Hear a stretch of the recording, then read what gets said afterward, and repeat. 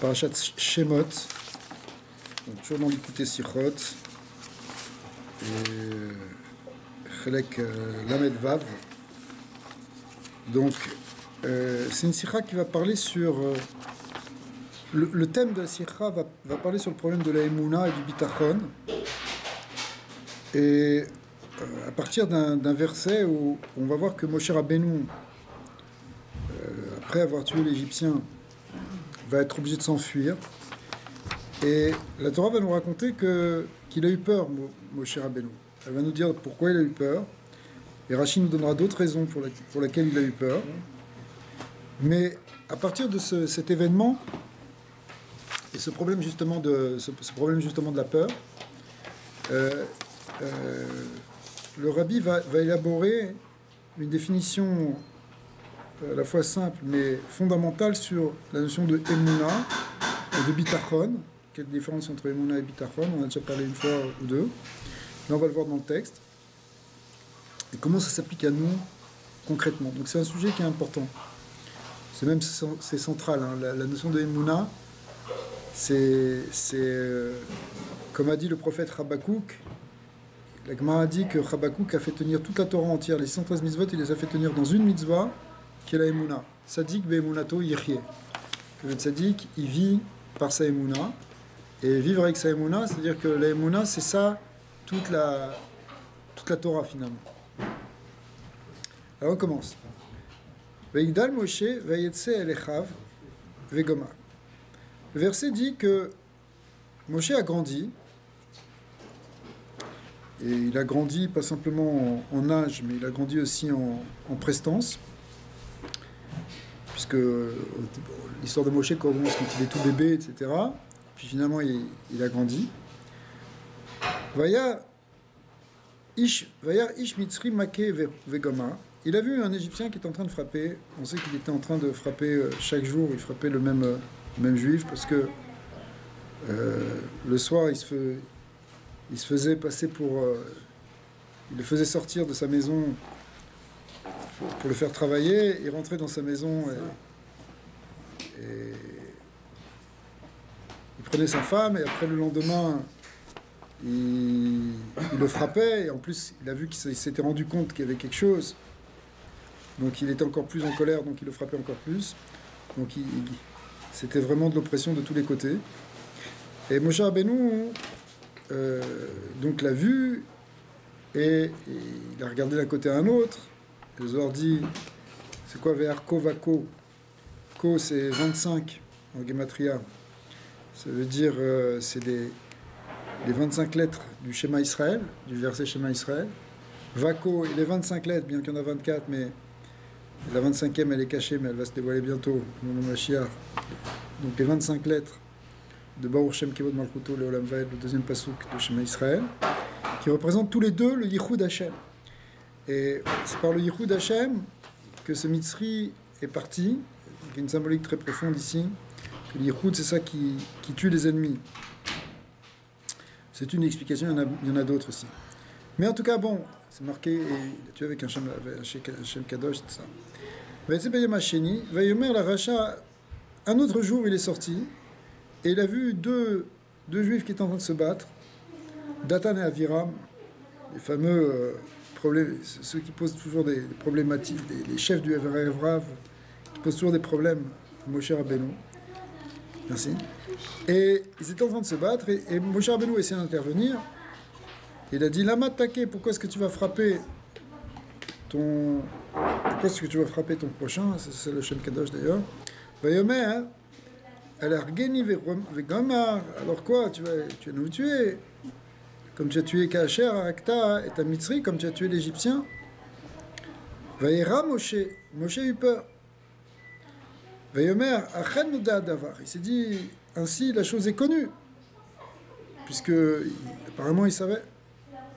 Vaishma Paro, et la suite des versets nous disent que Paro a entendu cette affaire. Vaïvakesh la rogue et Moshe, Vaïvrar Moshe, Vaïgomar, il a essayé de tuer. Le Midrashim nous dit qu'ils l'ont attrapé, ils ont essayé de le condamner, mais il y a eu un miracle. Et puis finalement, il est parti. Rashi explique Vaïra Moshe, Kepshuto, il a eu peur. C'est normal. Les choses sont connues, il va se faire attraper, il va être condamné, donc il a eu une crainte. Mais le Midrash dit Daglo al Raab Israël Reshaim de la Torin Amar Meata Shema Enam Rivim Ligael. D'après le Midrash, c'est pas pour lui qu'il a eu peur, il a eu peur pour le peuple d'Israël. Il s'est dit quoi? Il y a des délateurs dans le clan d'Israël, des gens qui dénoncent, et puisqu'ils l'ont dénoncé finalement à la police de Paro. Donc il s'est dit, s'il y a des gens comme ça, peut-être qu'ils ne mériteront pas de sortir. Parce que pour nous, pour faire une chose comme ça, c'est quelque chose qui bloque en quelque sorte la Géoula. On sait très bien, même le deuxième Beth Amikdash a été détruit à cause de la Sinat Rinam. Et donc la pire des choses, c'était cette idée d'être Moser, de dénoncer.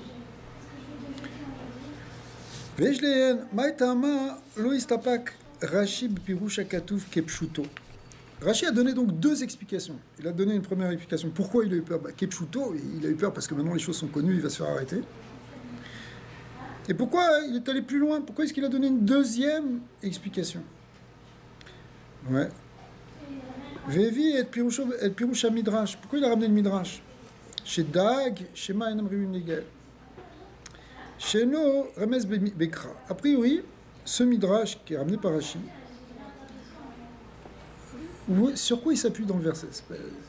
On ne voit pas de Remes dans le verset qu'il a eu peur que le clan d'Israël ne soit pas délivré. Le pshat vraiment du verset, c'est qu'il a eu peur, c'est tout. Peur donc pour lui. Bifrat, chez les filles Pirouchzé, Veira Moshe, Tzrichim, Leotsi, Gam Emsher Akatou. Et en plus, on est obligé de voir avec le contexte, c'est-à-dire ce qui suit dans le verset.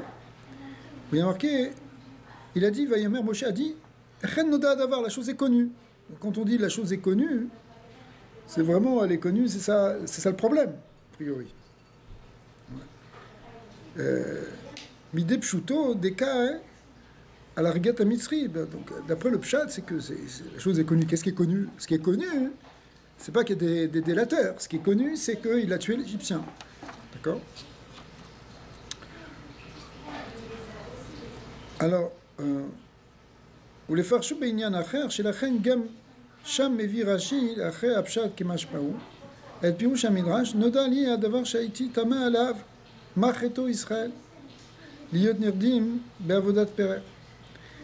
Plus de ça, il ramène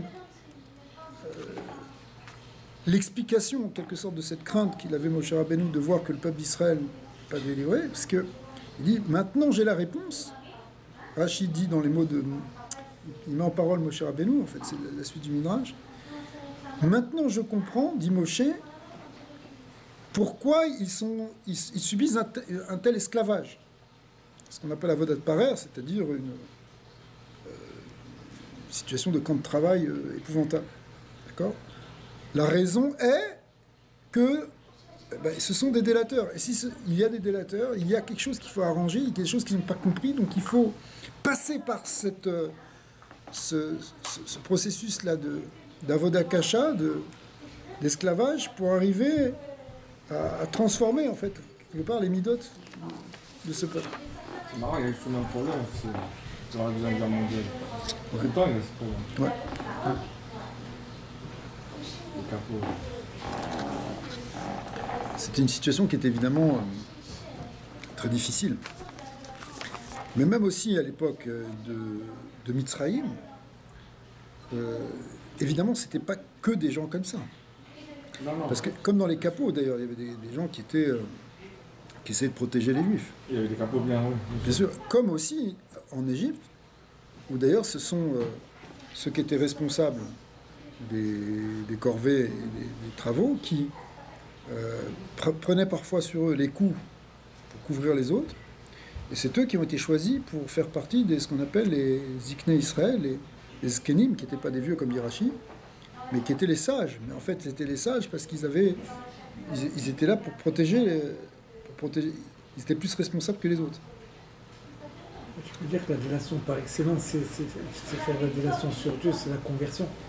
Il y en a aussi qui se sont convertis après des pogroms et tout. Mais tu peux pas comprendre qu'il y ait des juifs des fois qui sont pas assez forts. Non, ça c'est pas pareil. C'est pas un lien de délation. La conversion forcée ou par intimidation, le Rambam a écrit là-dessus. Il a écrit dans son fameux épître au Yémen, Igeret Teman, Chazak, au Rabat. Il a écrit de manière claire et définitive que on ne peut absolument pas accuser des Juifs d'avoir fait ça. Parce que quand on est menacé de mort ou quand sa famille est menacée directement, ça peut être une réponse pour se protéger. Donc c'est un lien de pikuar nefesh.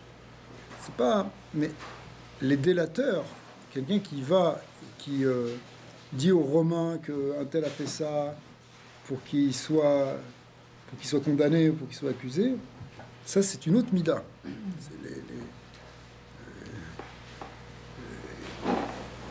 Tu peux être passif ou tu peux être collabo, ça dépend, tu comprends? C'est-à-dire tu peux... Alors là, ça c'est pire, des gens qui vont dénoncer des gens... T'as rien demandé. Par rapport à... Pendant la guerre, le gars qui va et qui passe discrètement, un coup de téléphone pour dire qu'il y a un juif qui habite à côté de chez lui. Ça c'est... On lui a pas demandé d'aider, mais on lui a pas non plus demandé de dénoncer. Je sais tout ça. Un Moser, il peut même pas compter dans le minyan. Mais on peut même pas dénoncer un juif, on peut même pas dénoncer quelqu'un au goïm. C'est une chose. Mais je te parle dans ce cas précis de persécution, peut-être on peut pas supposer qu'il y a des gens qui l'ont fait en échange de sauver la vie de... Alors c'est possible, mais en tout cas c'est pas le cas ici de Datan Ve'Aviram, qui sont les prototypes au contraire de... des délateurs officiels et qui sont des magouilleurs. Si je ne me trompe pas, Yovan m'avait dit, à un moment donné, le Ben Ishmael il a été emprisonné. Il avait écrit sous un autre pseudonyme des livres. Il écrit ce que je voulais dire, des livres. Et il ne comprenait pas. Il a eu la peine, il était en prison, mais il a pensé que lui, il était en prison, il a eu une révélation générale. Il a fait comprendre qu'il est venu, parce que justement c'était des chameaux de délateurs qui étaient revenus réintégrer en briques ou en ciment la prison. C'est pour l'emprisonnement pour rester. Et lui, il a pu libérer leur Neshamot en écrivant les livres. On dit même que les deux groupes un condamné à Zarzel et un c'était Natan et l'autre un Viram. On l'a vu avec comment ça revient. Il venait réincarner dans ses boucs. C'est possible, oui. Je crois que c'est Natan qui était celui condamné à Zarzel. Les deux boucs, je pense. C'est grave, non? C'est genre, tu dénonces un juif. Ouais, c'est une peine de mort, je pense. Ouais, c'est Mita. D'ailleurs, c'était une des questions dans la Gemara de Tchèque, non, Rabbi Daniel? Efchar la rogue miyad, c'est-à-dire on peut, même sans jugement. Oui, c'était une des questions posées pour la Gemara de Tchèque avant. Comme ça, quand tu t'es volé avec le qui a fait un mou, il fallait le tuer. Et quand il a été avant, parce qu'il a provoqué tout ce... Ouais. L'Agma a dit là-bas, c'est que ils auraient pas dû. Il avait un digne, bien sûr, de délateur. Comme aussi à l'époque de Rabbi Shimon Bar Yochai, c'est pour ça qu'il s'est enfui dans la grotte. Il y a des gens qui l'ont dénoncé. Ouais. Parce que lui, il parlait du mal sur les ponts, les Romains. Il disait du mal sur le pouvoir en place, le pouvoir romain. Le dénigrait. Et bon, un rabbin qui dit du mal sur le... C'est sûr que ça se fait pas, quoi. Il y a quelqu'un qui était là-bas et qui est allé le raconter. Ah, ça y est. Dans les palais de Rome. Il disait qu'il faisait tout ce qu'ils y arrivent. Pourquoi il faut être bien avec eux, ils nous protègent. Et si ça, ils disaient, mais non, c'est pour faire de l'argent qu'ils font tous ces ponts, c'est pour avoir de taxes et tout ça. C'est bon. Bah oui. Ok, alors, Viesh Loma à Biyour, basé Bepshuto. Kavanat Rashi, il est chef couché Klali, Bekatouvze, le Main of Kamina Paradze, de Asipour,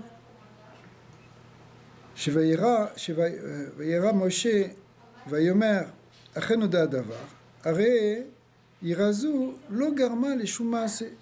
שהרי לא ברר משה אל מדיין, אלא אחרי ששמע פרעה. על כן הוא ביקש להרגו.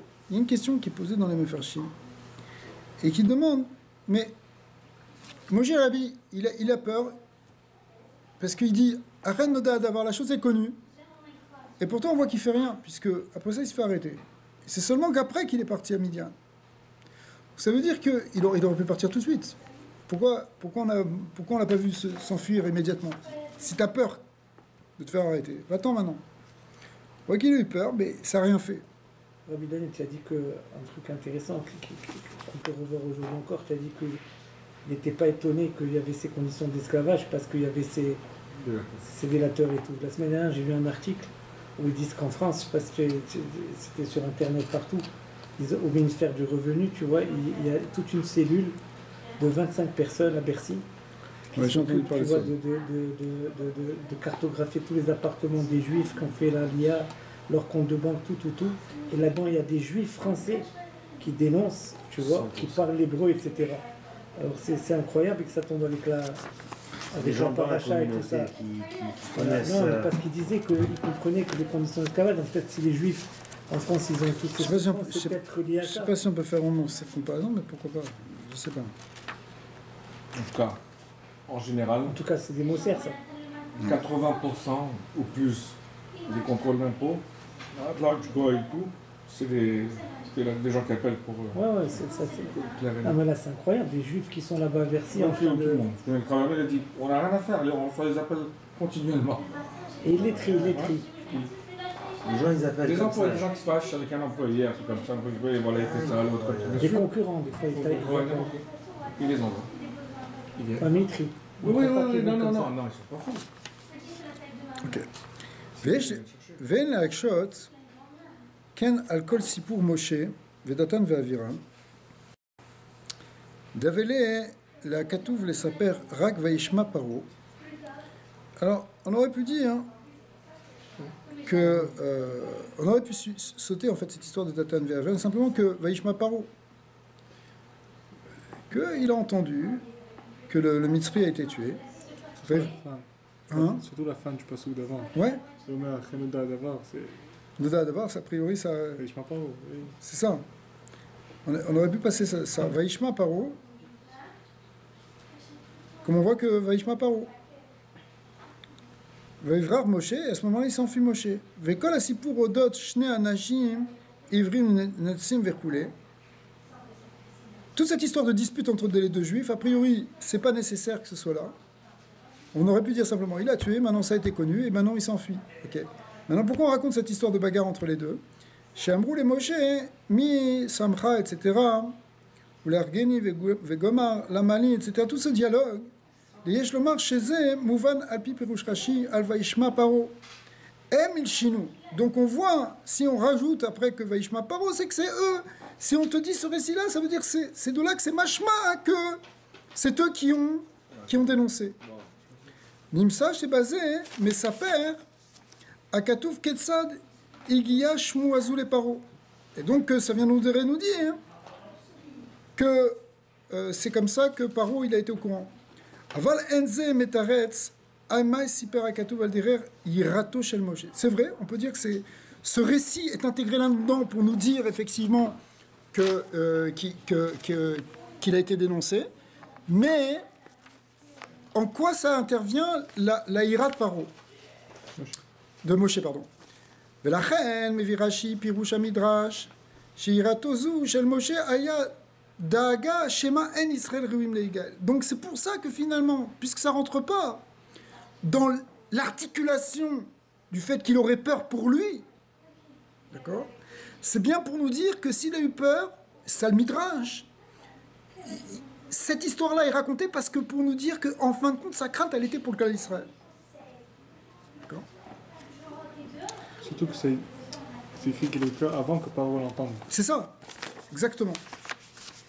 Moshe, pourquoi il aurait peur pour lui-même? C'est vraiment pour le peuple d'Israël, c'est comme... Ça, j'allais vous dire, il était au palais, il était super bien. Il n'a pas de quoi. Oui, mais peu importe. Si on apprend qu'il a tué un Mitzri... Il était perçu comment, lui? Bah pour l'instant, il était perçu... Comme un Mitzri, non? Mais non, Rabbi Daniel, non. Pas 100%. Comment Paro était avec lui? Est-ce que Paro il avait des doutes? Ou il a eu des doutes? Oui, il y a eu les fameux Midrashim où ils disent, c'est pour ça qu'il est devenu après Beg, etc. Mais toutes ces questions-là, toute cette bon, tout ça c'est parce que au départ il était essentiellement parce que c'était un hébreu. Tout de suite elle a reconnu Bithia comme étant un juif. Ouais. Et après il a grandi comme un égyptien, mais on le voyait quand même comme un hébreu. D'accord? Donc c'est sûr qu'il avait une faille quelque part. Il était pas complètement intégré dans le système de Paro. Donc si on apprend qu'il a tué un Égyptien, c'est le grand scandale. C'est quand même un Juif qui a tué un Égyptien. Mais lui, quand il a su qu'il n'était pas un Égyptien? Il a su dès le départ, puisque tout de suite ils l'ont ramené. Il a grandi chez ses parents les premières années. C'est après qu'ils l'ont amené au Mesbou. Donc il a grandi de ça. Ouais.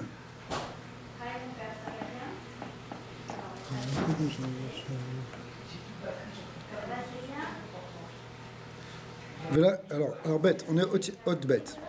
Vine kevan she'en mikra yotze midei pshuto, ובפרט בנידון דינן, שלא זו בלבד שלא הסתפק רש"י בפירוש המדרש, אלא עוד מקדים כפשוטו, לפי מדרשו. Alors, Rashi, il a clairement expliqué, il a dit, bon, il y a le pshat et ensuite il y a le midrash. על כן סביר לומר שגם לפי הפירוש הפשוט וירא משה שהיה ירא לנפשו, même si on dit d'après le pshat qu'il avait peur pour lui-même, מפני שדונה הדבר, parce que la chose elle était connue, שהרג את המצרי qu'il avait tué l'Égyptien, יש ביור וטעם, en tout cas על פידרוש, לכן שעניין זה נאמר בכתוב. Il faut expliquer pourquoi aussi ça a été écrit dans le pasuk. ויש להקדים, si vous voulez, si on s'en tient au pshat, on dit que Moshe Rabbeinu il a eu peur, mais c'est un peu la question que vous êtes en train de poser. Pourquoi est-ce qu'il a eu peur? Oui, ça même pas. Oui. Et, non, mais même s'il le sait, même si maintenant il est Noda Davar, il a compris que ça va se savoir puisque les gens en parlent, c'est le pshat, a priori. Alors, mais pourquoi il aurait ce sentiment de peur, Moshe Rabbeinu? Pour sa vie, non? Pourquoi il aurait peur pour sa vie, Moshe Rabbeinu? Question, non? Pour nous, c'est peut-être pas une question parce que c'est évident que nous, on aurait peur. Mais pourquoi Moshe Rabbeinu, il devrait avoir peur? Il n'a pas confiance en lui, il n'a pas confiance en Dieu. Il n'a pas encore vu. Quand même, il est le fils d'Amram, il est... Il est mis avec lui, mais... En fait, la question n'est pas exactement comme ça.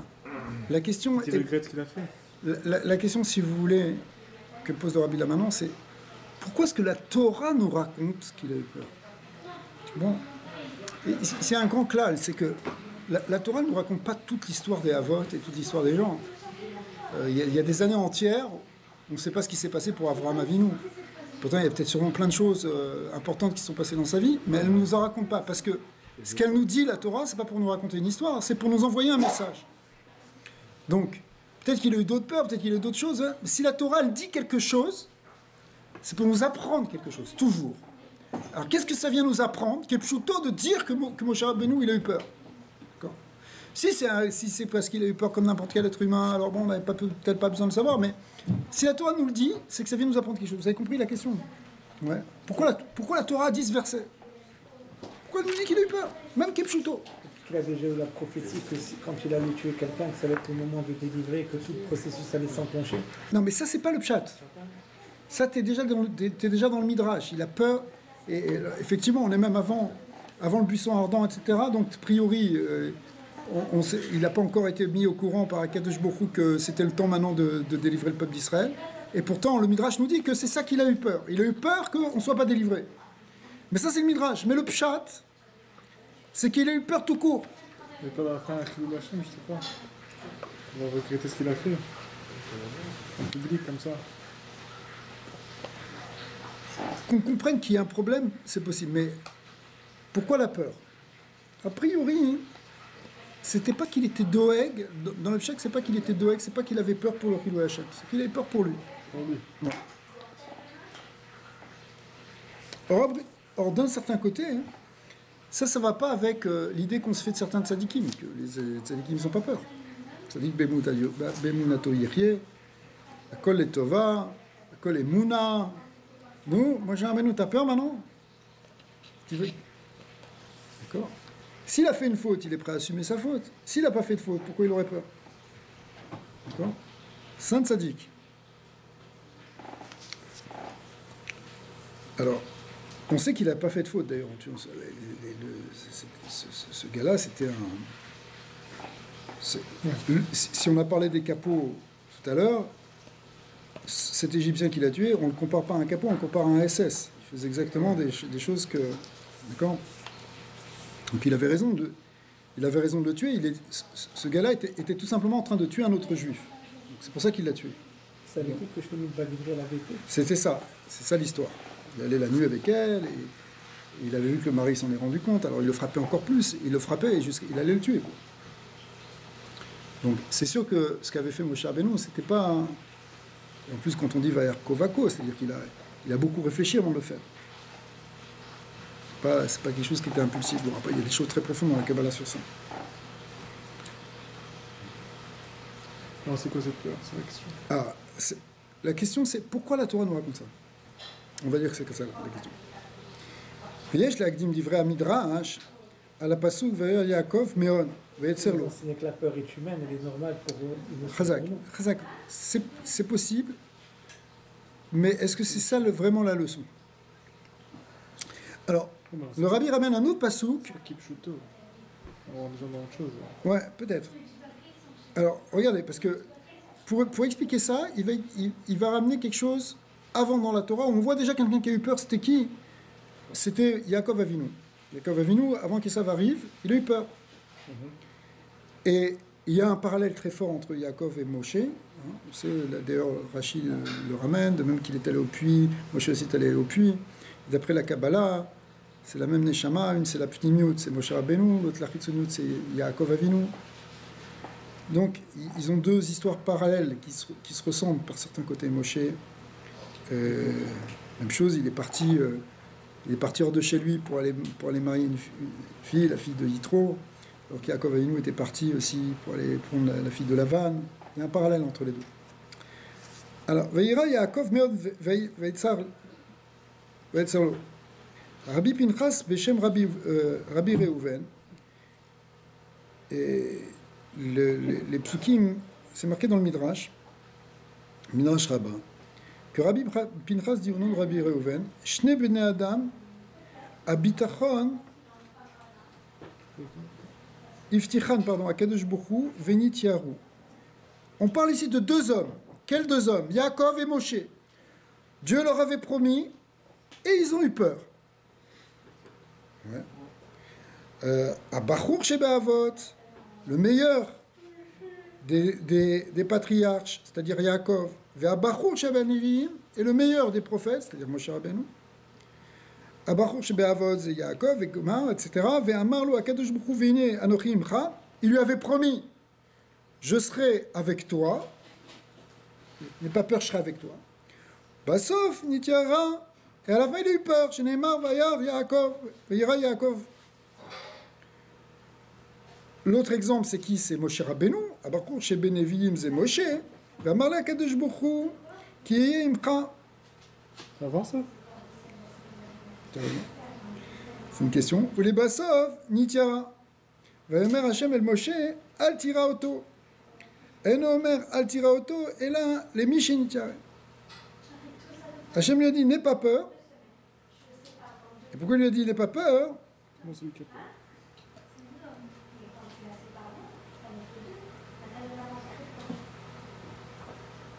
Là-bas, c'est dans la guerre contre. Hashem lui a dit, n'aie pas peur, parce que ça veut dire, on disait, quelqu'un n'ait pas peur à quelqu'un qui a eu peur. C'est-à-dire que ici, le Midrash, il parle pas de la peur dont on a parlé ici par rapport à l'Égyptien, de quelque chose qui est venu après, plus tard, dans la rencontre avec Bilam, il me semble. Et Hashem lui a dit, n'aie pas peur. Ouais. Qu'est-ce qu'il a promis maintenant? Pas dans la rencontre avec Bilam, c'est pas un fromage ici.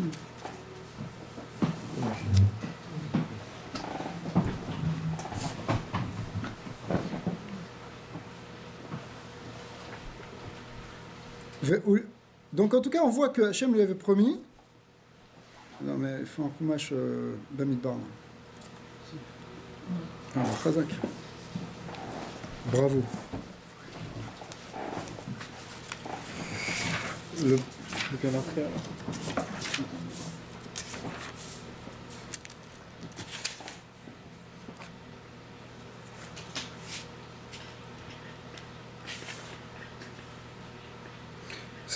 À la rencontre, pardon, c'était dans la guerre contre Bashan, contre Og ben Arabashan.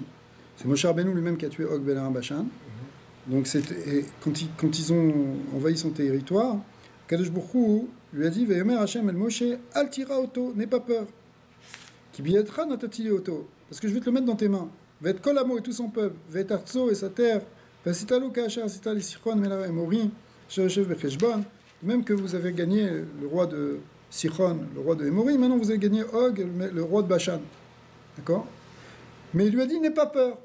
Alors le Midrash il dit pourquoi il a dit n'aie pas peur, ça veut dire qu'il avait peur. Quand tu dis à ton fils n'aie pas peur, c'est parce qu'il a peur. Or Hachem lui avait dit plus haut, justement, à l'époque du buisson, du Séné, il avait dit je serai avec toi. Donc si je serai avec toi toute ta vie, donc je serai avec toi, donc normalement il n'aurait pas dû avoir peur, donc il n'aurait pas dû y avoir ce verset plus tard dans le livre de Bamidbar, qui nous dit que Moshe Rabbeinu, qui sous-entend que Moshe Rabbeinu a eu peur. Donc c'est pas la même peur que celle qu'on voit ici, mais c'est l'idée ici, le Rabbi est en train de ramener ce midrash. Que eux aussi peuvent avoir peur. Voilà. Que Moshe comme Yaakov, ils ont été soumis à la peur, donc on voit qu'en fin de compte, quelque part, 2 fois, Moshe Rabbeinu a eu peur. Là, il y a une promesse. Et la deuxième fois, c'est malgré la promesse. Oupligé, Mefarché Midrash Bekavanat, je suis dans la colonne de gauche, en haut, page 2. Oupligé, Mefarché Midrash Bekavanat, Amahama, Desh Mefarshim. Alors, maintenant, dans les Pirushim sur ce Midrash, certains expliquent, c'est Shvacham Shel Yaakov ou Moshe, que chez Zéhou, ce Midrash, certains disent qu'en réalité c'est pour dire une louange de Yaakov et Moshe. Des aval piché uftachu me'et Hashem, mikol makom lo samchu ala aftacha. Certains disent que, au contraire, c'est bien ce qu'ils ont fait d'avoir eu peur. Même si on te promet, c'est pas pour autant que tu vas être inconscient, tu fais n'importe quoi. Tu es conscient et donc tu as des craintes. Peut-être que ça va pas s'accomplir parce que peut-être j'ai fait des fautes. D'accord? C'est un signe d'Irat Shamaim. Kierou chez Magaramachet. C'est comme ça qu'on l'explique d'ailleurs sur les. Rashi ramène cette histoire-là, pourquoi il a eu peur devant Esav. C'est parce qu'il s'est dit, j'ai peut-être pas fait Kiboud Avaim, dans toute Bavoda, il y a quelque chose et un manque. C'est vrai qu'il me l'avait Garti, Tariak, Mitzvot, Shamarti. J'ai fait toutes les mitzvot, mais quand même, Esav, il a fait Kiboudav et moi, j'ai pas fait. Oh, mais là, il a regardé Ko, il a pris son temps. Il allait avec sa femme, il a presque tué. Tu peux. C'est un signe d'Irat Shamaim de ne pas être sûr de soi par rapport aux fautes. Rabbi Yochanan ben Zakkai, avant de mourir, il était en train de pleurer. Et ses élèves lui ont dit mais pourquoi tu pleures? Qu'est-ce que tu as? Tu as tout accompli, c'est toi le plus grand chacham de toute notre génération et de toutes les générations des Tanaïm. Tous les grands élèves sont sortis de toi. Rabbi Eliezer ben Orkenas, Rabbi Akiva par la suite. Et tu pleures. Il dit parce que je ne sais pas où je vais. Maintenant, il y a 2 chemins qui se présentent devant moi. Peut-être je vais aller dans le Gan Eden, peut-être dans l'autre chemin. Donc lui, malgré, en dépit du fait que c'était le plus grand sadique, le plus grand chacham, etc., il avait encore cette ira. Vous ne pouvez pas être sûr de lui. D'accord? Donc, c'est pour ça que certains Mefarshim, ils expliquent ce midrash d'un sens positif. C'est bien qu'ils aient eu crainte. C'est ça la crainte que nous, on a. Bah, que nous, dans la crainte que... C'est, si tu veux, cette question-là de dire pourquoi est-ce que Moshe ou Yaakov, ils ont peur, ça peut être quelque chose de positif. Ça veut dire quoi? Ça veut dire qu'on peut déduire de ce que tu dis que si on a une avoda parfaite, le sentiment d'avoir, alors on va se croire invincible. Justement, on voit qu'ils n'ont pas ce sentiment-là. Non, mais c'est-à-dire s'ils avaient ce sentiment, ils se seraient sentis invincibles. Je crois que même comme ça, c'est non, justement, il savait, il savait qu'il faisait toutes les mitzvot. Comme on dit, Imlavan Garti, il a dit à Esav. Tarek Minach Shamarti. Il sait que c'est un tzaddik gamour, il n'a pas. Mais en dépit de ça, ça fait partie, si tu veux, quelque part, avoir une. En d'autres termes, ou pour le dire autrement, cette peur-là, c'est une forme de peur de Hirat Shamayim. D'accord? C'est ce qui va être dit, effectivement. Peut-être qu'à cause d'une faute quelconque, il serait plus méritant de recevoir cette promesse qui leur a été faite. Mais d'un autre côté, d'autres Mefarshim expliquent chez Kavanat Midrash, Shen Lilmod Mehed. C'est que le Midrash est en train de nous dire non, c'est quoi ces deux-là? C'est soi-disant les meilleurs et ils ont eu peur, il ne faut pas faire comme eux. Sharaou Shelo Lira. Et là, l'iyot, nachan libo batour b'Hashem. Il ne faut pas avoir peur, il faut être confiant en Hachem. Et ça, c'est une autre approche. Et c'est une approche. On peut se demander laquelle on doit employer, nous. Mais si c'est une marloquette au niveau des chachamim, c'est que Mistama, il y a les deux approches qui sont justes. Est-ce qu'on doit être pas sûr de soi ou est-ce qu'on doit être sûr de soi? Quand je dis sûr de soi, hein, ça ne veut pas dire l'espèce de suffisance et d'orgueil. Ça veut dire qu'on a confiance dans le bon Dieu. On n'a pas peur. Je suis confiant dans la vie. Comment tu abordes ta vie? Est-ce que tu as peur? Peut-être que je vais faire... Ou est-ce que... Non, bon Hachem. Bon Dieu est avec moi. Tu comprends?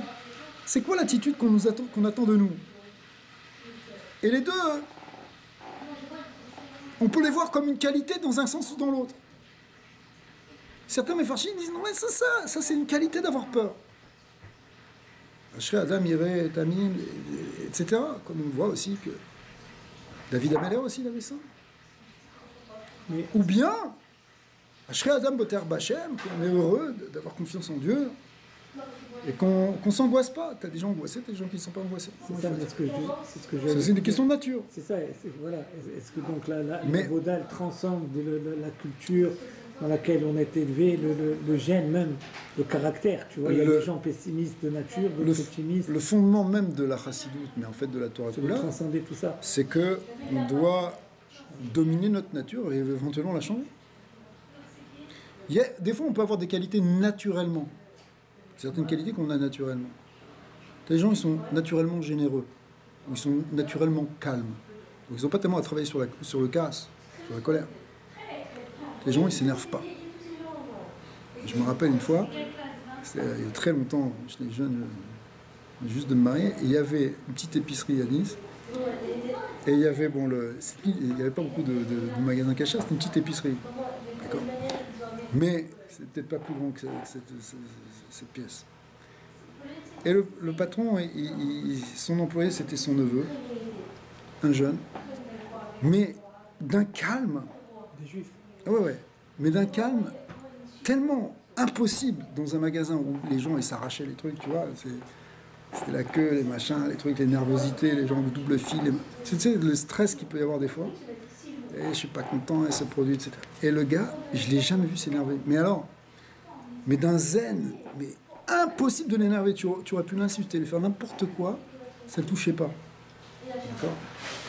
Alors, moi, rien que tu le vois, tu t'énerves déjà. Parce que tu te dis, comment il arrive à être si calme? D'accord. Énerve-toi. T'essayes. Non, pas du tout. T'essayes de l'énerver, il peut pas s'énerver. Bon, on peut avoir des qualités naturellement. Tu peux avoir une qualité naturellement. Mais si tu n'as pas cette qualité naturellement, tu dois travailler pour l'avoir. Si tu as une tendance nerveuse, tu dois arriver à maîtriser tes nerfs. D'accord? C'est vrai pour toutes les choses. Okay. Alors, s'il ne faut pas avoir peur, alors il faut avoir confiance. וכדמשמע, מפשטות המשך דברי המדרש שם הם מביאים מה שהנביא מקנטר את ישראל ואומר להם ותשכח השם. En vérité, les deuxièmes Mefarshim qui on explique que c'est plutôt une critique qu'on fait à Yaakov et à Moshe d'avoir craint, d'avoir eu peur, ça va bien avec ce qui est dit dans la suite du Midrash où effectivement on voit que quelque part c'est une accusation contre eux. Mais des fois, même de façon qu'on dit qu'il y a un stress constructif, il y a une peur constructive. C'est-à-dire dans le cas de Jacob, on avait vu que ça l'avait amené à générer des stratégies. S'organiser au niveau militaire, d'autres parties lui envoyer des cadeaux, en même temps compter ses hommes pour contrer les... Et peut-être qu'à un moment donné, c'est cette peur qui coule dans nos veines, elle a quelque chose de positif, comme un stress et tout ça, sinon on va se laisser aller. La question c'est est-ce que Yaakov, qui était Yaakov, avec la promesse qu'il a eu, tout ça, est-ce que Bechel aurait dû faire tout ça? Est-ce qu'il avait besoin de faire des stratégies? Est-ce qu'il avait besoin de faire... Peut-être pas, s'il avait confiance à Hachem, il s'en occupe. C'est la Emouna complète, peut-être c'est l'Emouna complète. Mais on voit qu'il y a les... Parce que la Emouna doit t'amener dans la béatitude et l'attente. C'est quelque part, c'est ça la question. Voilà, Il y a cette question de quel est le guéder de la Emouna et du Bitachon. Et c'est maintenant, on va rentrer dans ça, effectivement. Mais Veyesh Lehen, j'ai tourné la page 3, Veyesh Lehen Bedat Amefarshim Sha'araou Shelo Yira. Si on regarde les Mefarshim qui disent qu'a priori il ne faut pas avoir peur, alors, le fait d'avoir peur de la faute, en quoi c'est négatif?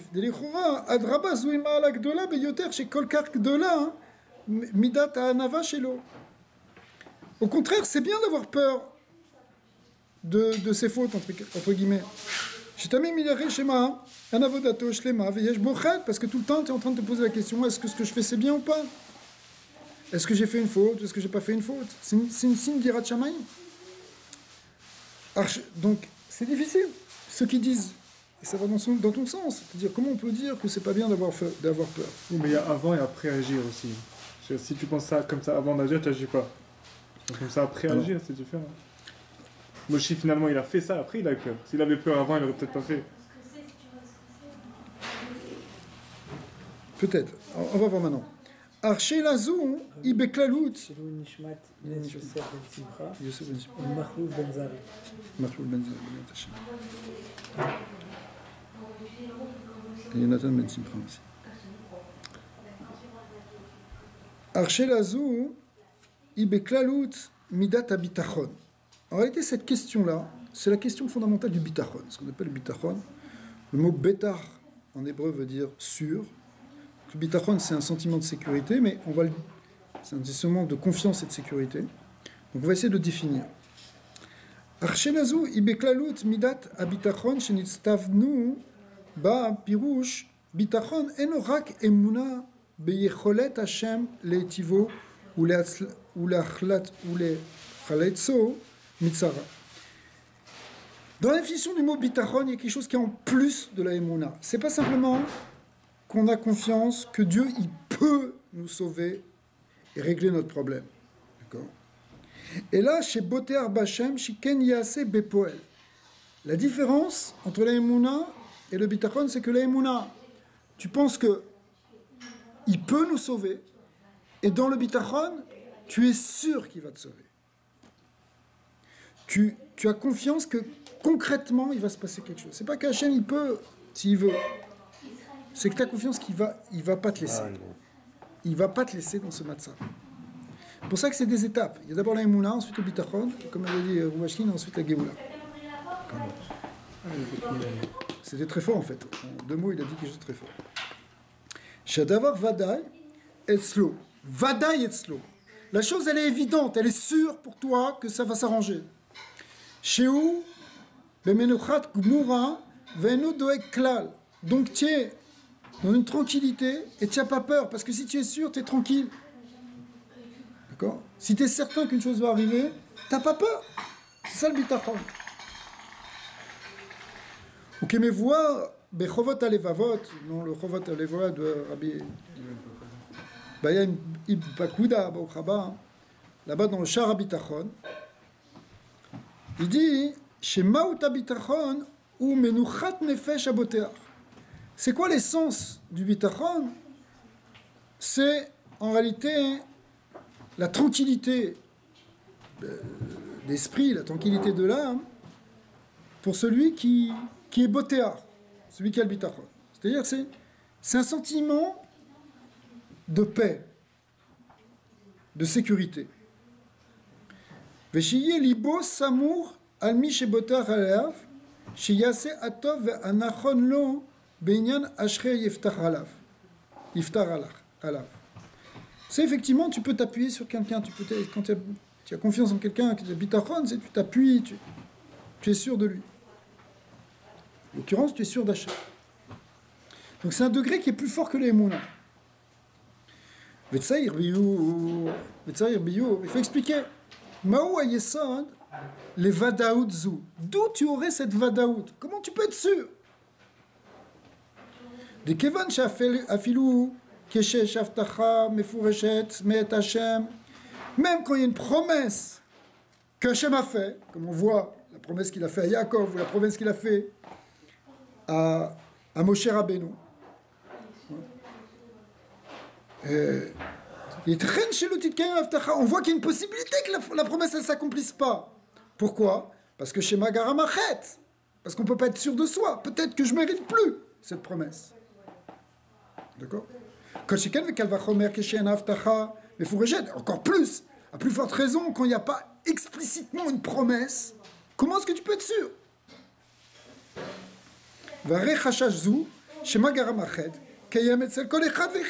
Et alors, si déjà mon cher Rabbeinu et Yaakov Avinu, ils avaient peur que peut-être ils n'étaient pas 100% complètement et qu'à cause de ça, ils ne mériteraient pas la promesse. Alors nous, où est-ce qu'on est, nous?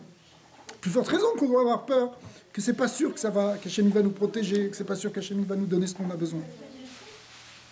Ouais.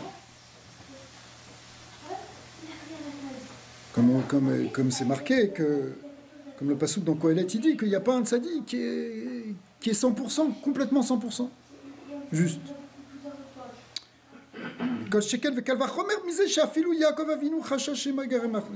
Ok. On est à la page 3 dans la colonne de gauche, Hot Gimel. Donc, la question fondamentale que pose le Rabbi ici, c'est qu'est-ce qui fait qu'on pourrait être vraiment dans le bitachon?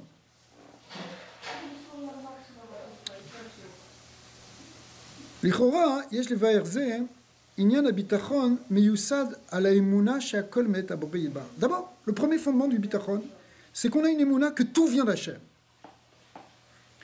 וכשנמצא במצר וצרה, et si on se trouve dans une difficulté, dans une étroitesse, dans une oppression, אין זה מפני שיש שליטה חס ושלום למי שמצר לו באיזה אופן שהוא.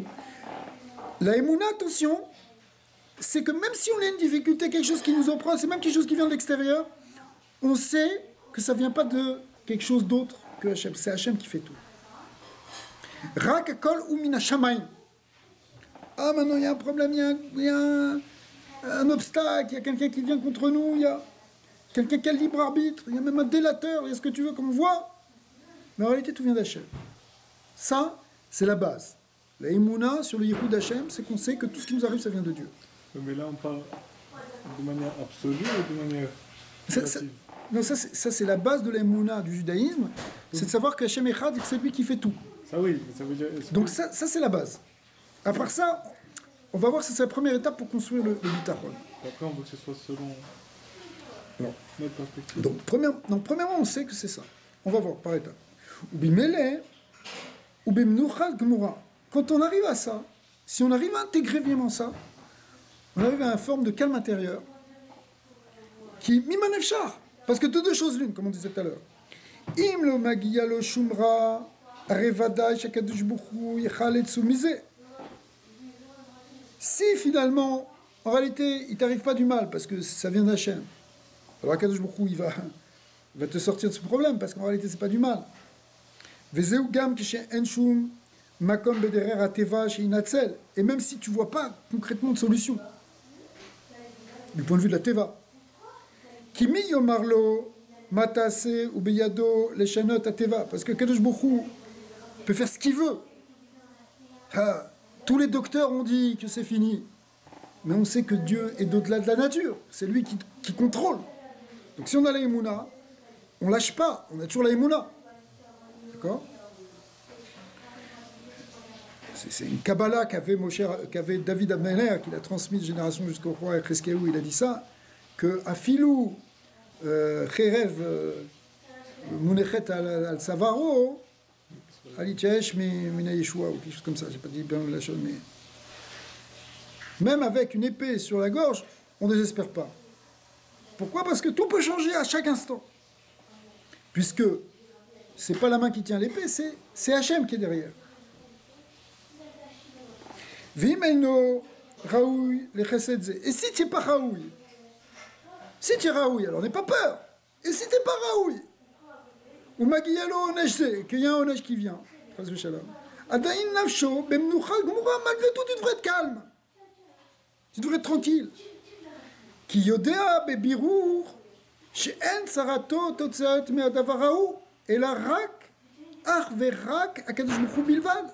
Parce que même si c'est quelque chose de désagréable, tu sais que c'est derrière, c'est Hachem, et que c'est pour ton bien, et que c'est lui qui le fait. Il n'y a que lui qui fait ça. Alors pourquoi tu t'énerves? Pourquoi tu te paniques? Si tu dois passer par là, tu vas passer par là.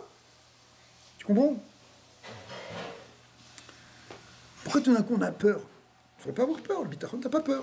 Soit Hachem est en train de te faire du bien, donc tant mieux. Soit il est en train de te faire aussi du bien. Ça paraît comme du mal, mais en réalité c'est pour ton bien, parce que c'est lui qui le fait. Soit tu as dit que le bitachon, justement, c'est de prier pour le mieux. Ah, on accepte que ça vient de... Alors voilà, on va arriver à ce concept. Mais d'abord, premièrement, le Rami est en train de nous amener doucement sur qu'est-ce qui justifie ce sentiment de sécurité et de bien-être intérieur, on va dire. C'est que Miman Efshar, de toute façon, ça peut être que du bien. Chez le Yetzeyi et Chovato, l'Ifne Boro, ou le Chen, Eviou Betsara Azot. C'est-à-dire qu'en réalité, pour pas qu'on sorte endetté par rapport à Hachem, quelque part, qu'on lui doive quelque chose, alors Akadosh Baruch Hu nous donne ce Nesh pour mettre les compteurs à zéro. Veimken, En Irato, Elame Akadosh Baruch Hu Levad. Donc la crainte, elle devrait être que de Dieu, pas la crainte du Onesh. C'est pour ça que le Zohar dit que la Irato Onesh, c'est une Irara. On en a peut-être un peu besoin, à un certain niveau, parce que, pour prendre conscience de l'importance des choses, mais c'est pas, c'est une Irara, elle vient de la Sitra Chara, elle dit, comme ça, quand on a peur. On a peur de... Quelqu'un a peur de la mort, peur de la maladie, peur des pertes financières, peur de tout ça. Le Zohar dit c'est une mauvaise ira qui vient de l'autre côté. C'est très dur, parce qu'on n'est pas à ce niveau-là. Malgré tout, si on suit la logique, bien sûr, il ne peut rien y avoir de mauvais. Donc pourquoi j'aurais peur? Veotzot, chez Zegufo, ou les Tovato, et non seulement... Même si c'est un Onesh qui est en train de te réparer, parce que les Onashim, c'est pour faire des tikkunim, pour réparer. Mais en réalité, c'est chez eux Goufa, ou les Tovato, c'est pour ton bien en vrai. En vrai, tout ce qui t'arrive, c'est pour ton bien. Kiadoua, chez Gam Onshe Torah, Emchazdo, chez la Kadosh Baruch Hu. C'est très clair. Un peu d'études de la Torah permettent de le comprendre rapidement. C'est que les Onashim qui sont punitions, entre guillemets, qui sont marquées dans la Torah, ça vient en fait du chesed d'Hachem. C'est juste une réparation. Les nakot et Adam, Mibgam Avera, c'est le lien de kapara, de nettoyage, des fautes. Vimken, El Makom, les Daga Vira. Donc si on s'en tient là, il n'y a pas à avoir peur. Soit Hachem est en train de te faire du bien, soit Hachem est en train de te nettoyer, mais dans tous les cas, c'est pour du bien. Ve'alpize, Mouvan, Shen Advarim, Sotrim Zelazé. Donc en fin de compte, on peut comprendre que les choses ne sont pas contradictoires. Tu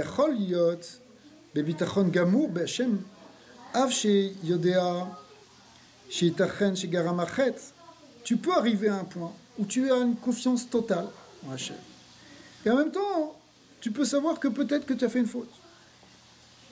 Et que ça crée une certaine forme de crainte. Velo Isake, et que, à cause de ça, tu subiras peut-être une forme de tsara. Kienze gorea mimnuchat nafsho beyado shekol ha'onsh anase imo ou meito idbara. Parce qu'en fin de compte, ça ne contredit pas le fait, tu peux savoir que tout vient d'Hachem, mais en même temps, tu te dis, peut-être que même je vais prendre ça. Uma shekadvu mefarshim chez les dates midrash raou chez l'olira. Maintenant, les deuxièmes mefarshim du midrash qui disaient que de ce midrash on apprend que c'est pas bien d'avoir peur, ouais, et qu'il fallait pas apprendre C'était des contre-exemples quand on avait donné, quand le Midrash y ramenait l'histoire de Yaakov et de Moshe, c'est pour nous apprendre à ne pas avoir peur. Et nous, les filles, chez Mipashtut, Aktuvim, c'est parce que du sens simple des Ktuvim, Mashma Shayu Yarim, Me'adava Ametzer. Parce que, Amatsir, pardon, on voit de la Pashtut, c'est qu'ils avaient peur en réalité de l'oppression du côté négatif qui est en train de venir. Des Yaakov, Aya Yerem et Esav. Yaakov Avinu, il avait peur d'Esav, qui Moshe Katuv, Vayar Yaakov, Ira Yaakov Meon, Vetzerlo, Veichaz Etzam, etc., Veichatz Etzam, etc., Vechen Bemashma. Bemoshe, Altira Oto. On voit que d'un côté, les psukim nous montrent bien que Yaakov, il avait peur de Esav. Alors il ne faut pas avoir peur de Esav, il faut avoir peur d'Hachem. Et Moshe Hachem lui a dit Altira Oto, n'aie pas peur de Og. Tu as peur de Og maintenant? Donc, c'est les Mefarshim, ils sont en train de te dire voilà, donc c'est quelque chose de négatif que ce qu'ils ont eu d'avoir peur. Mais est-ce qu'on va dire que Moshe Rabbeinu, il a ce manque de bitachon? C'est pour nous apprendre le bitachon. Que la Torah nous a raconté ça, en réalité, ça va venir pour nous apprendre le bitachon. C'est pas que... A priori, ici, d'après ces Mefarshim, c'est que eux, à leur niveau, ils ont manqué de bitachon. Moré chez Chassar b'shlemut habitachon be'akadosh Baruch. On dit que Moshe Rabbeinu, par exemple, Israël dit que quand Moshe Rabbeinu avait peur de s'approcher de Paro, c'est qu'il avait peur de la source de Paro. Ouais, c'est comme c'est marqué dans le Zohar. Il avait peur de Keter de Klippa. Ouais, le Zohar explique ça aussi. Et le Rabbi ramène ça sur ce Zohar. Mais ici, la page toute de ce Midrash, et la page toute d'après ces Mefarshim-là, c'est pour nous apprendre Moré chez Chassar b'shlemut habitachon be'akadosh Baruch Hu. Il leur manquait dans le bitachon. Hot dalet. Aval en biyoze mafsik. Maspik. Mais le Rabbi dit, ça suffit pas d'expliquer comme ça.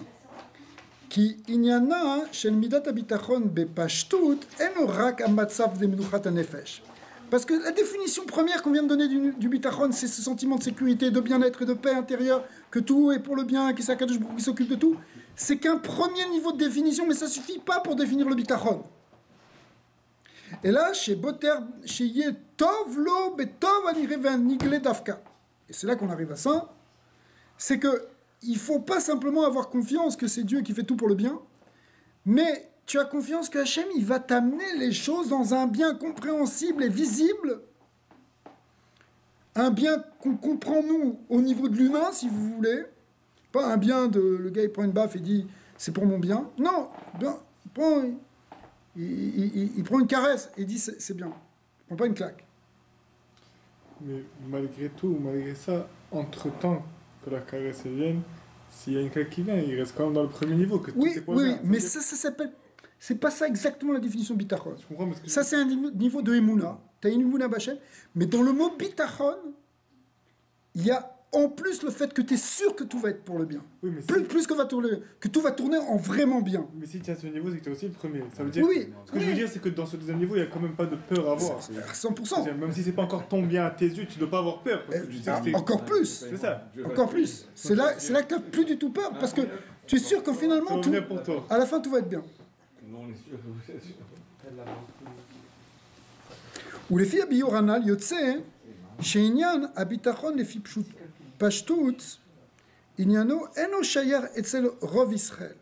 Ce niveau-là, d'avoir une vision claire, même dans la tzara, chas v'shalom, que tout va finalement bien se passer et que tout va être bien à la fin,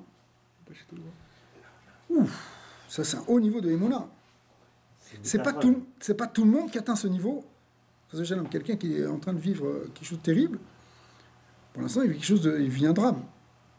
D'accord ? Mais il a la Emouna que tout vient de la Kadosh Baruch Hu. Ça, c'est un premier niveau. Mais avoir la Emouna que tout va... C'est aussi que Gamzul et Tova. Mais avoir la Emouna que tout va finir par se traduire par quelque chose de bien que tu vas comprendre et que tu vas percevoir et qu'on va comprendre et qu'on va vivre comme quelque chose de bien, c'est un autre niveau. Ça veut dire, en fait, le premier niveau, c'est que même le mal, en fait, il est pour le bien. Mais le deuxième niveau, c'est que Bichlal, c'est pas du mal, c'est du bien. Ouais. Mais c'est pas simplement que c'est pas du mal et que c'est du bien. C'est du bien concret. C'est du bien que tu vois et qu'on peut reconnaître comme tel. Tout le monde voit que c'est du bien, c'est ça. Ou en tout cas déjà que toi tu le vois, mais déjà que tu arrives à le voir. Après tu arrives peut-être à le transmettre. Quelle est la différence entre Nahum et Gamzo et... Oui, ça, c'est lié avec ça.